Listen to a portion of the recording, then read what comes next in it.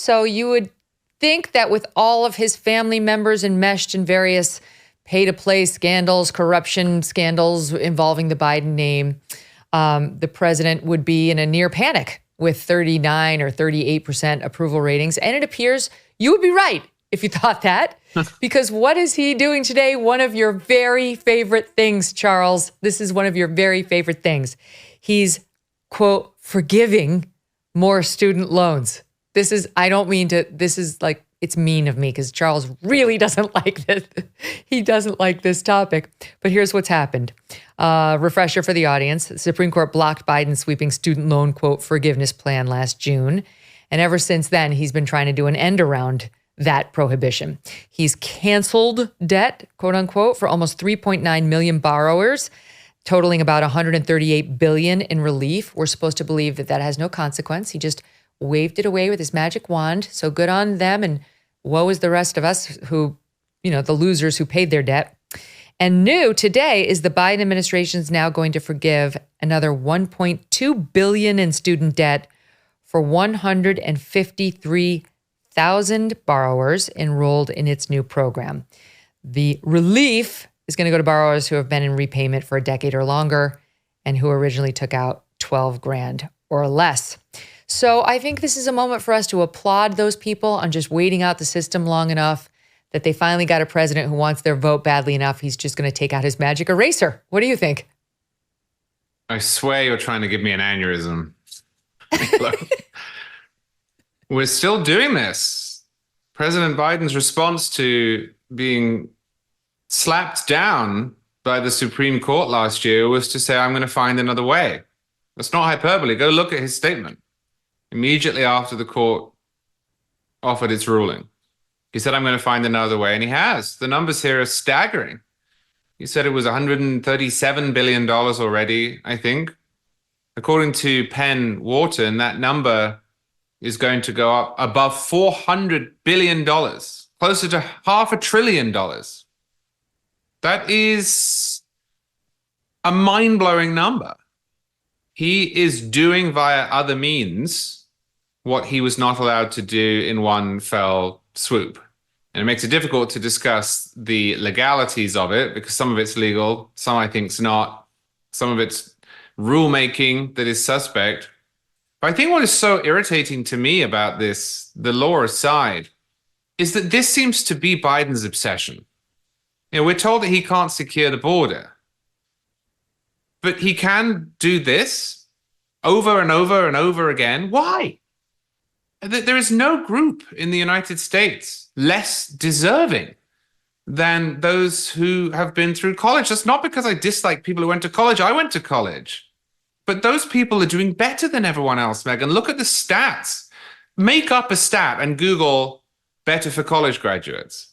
Employment prospects, career earnings, home ownership, divorce rate is lower for people. Health outcomes are better. We already spent nearly $300 billion pausing student loan repayments during COVID, again, to help the best off people in our society. And now Joe Biden, without Congress, is trying to spend nearly $500 billion over 10 years to not cancel loans, not forgive loans, but to transfer the liability for those loans, which have already been spent, the product has already been received, to people who didn't go to college. I find it baffling and revolting, and I can only conclude that it is an attempt to buy votes in an election 100%. Year. If you look at the letter that he's sending out today, which was previewed in the press, it's, I have done this, my administration, me. He doesn't mention Congress. He doesn't mention the legislature. He doesn't give a statutory reference. It's me, I, mine. And it's obvious that it is the product, as you said at the outset, of a panic. Yeah, at 100%. It is an attempt to buy votes. I agree with you entirely. And he should be in a panic, not only because of the Biden corruption things, which are heating up, but I mentioned his poll numbers. Of course, there was the HUR report.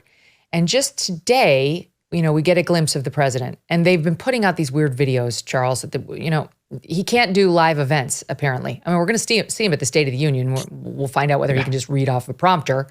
But he can't do like a Trump rally forget it. He certainly couldn't do a live debate. So they've been putting out these little prepackaged videos of him sitting with a black family, trying to say your dad really loves you or your grandpa. Okay. And now today we get a bit of President Biden addressing NATO and the death of Alexei Navalny, which we should talk about it. We haven't gotten to that yet on this show.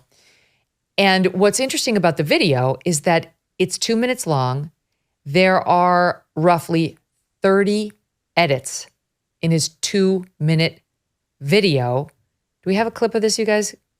Trying to see if we do. Yeah, we do. Okay, watch this short clip. An attack on one is an attack on all. That's what NATO's Article 5 says. It's a simple but powerful concept, and it embodies why one of America's greatest sources of strength is our alliances. They're not only important to us, they're important to the rest of the world. Now, there's a reason why we had 6 cuts in 15 seconds, and if you keep watching, it gets worse. It's sad. It's amazing to me that the White House and the Democratic Party and much of the press believes that this is the sort of thing that it could bully people out of noticing. The last number I saw was 86% of Americans think that Biden is too old to be president again. Americans don't agree on 86% of anything. That is an enormously important statistic. You know, the approval rating of Social Security is lower than 86%, the third rail of our politics.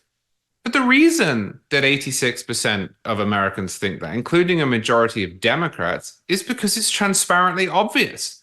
And it's quite sad. But it is transparently obvious when you watch the man.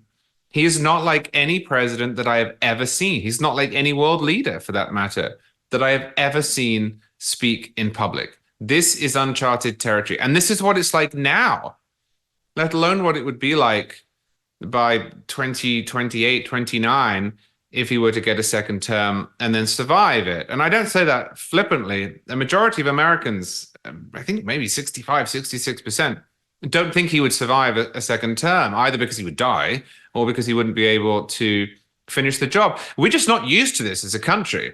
We've had all sorts of presidents and all sorts of political moments, and what people are being asked to vote for does change over time. Sometimes elections are about the economy, sometimes they're about terrorism or foreign policy or crime. But we've actually not, since at least 1944, when Franklin Roosevelt ran for his 4th term, had a president whom a large proportion of the country worried might not make it. And of course, Roosevelt did actually die in 1945. It's quite difficult to tell how worried Americans were because we were in the middle of a world war. There was a great deal of goodwill for Roosevelt. He'd been president for a long time.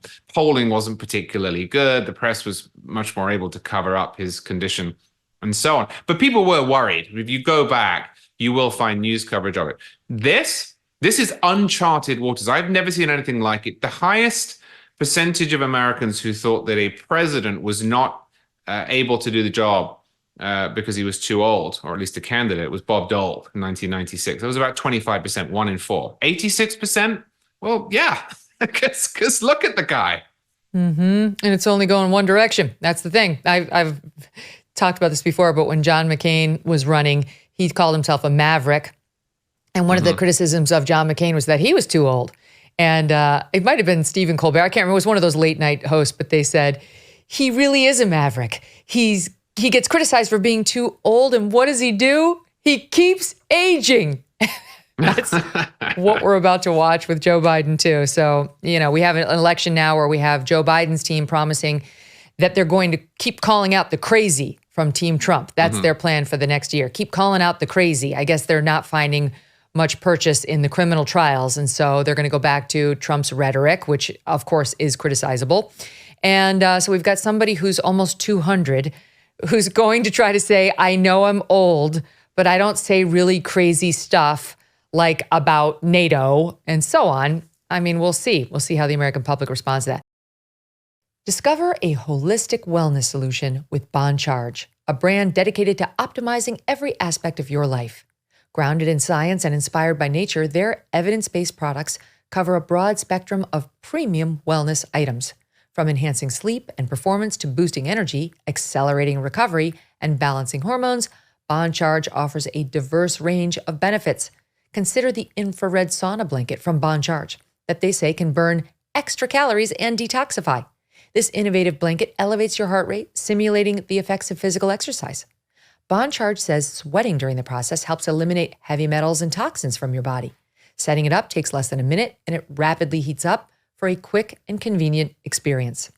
For a limited time, save 15% by visiting bondcharge.com/MK and use the coupon code MK. That's BONCHARGE.com/MK and use that coupon code MK to save yourself 15% off your order. Hey, thanks so much for watching. If you like what you just saw, hit the subscribe button for more clips and full episodes.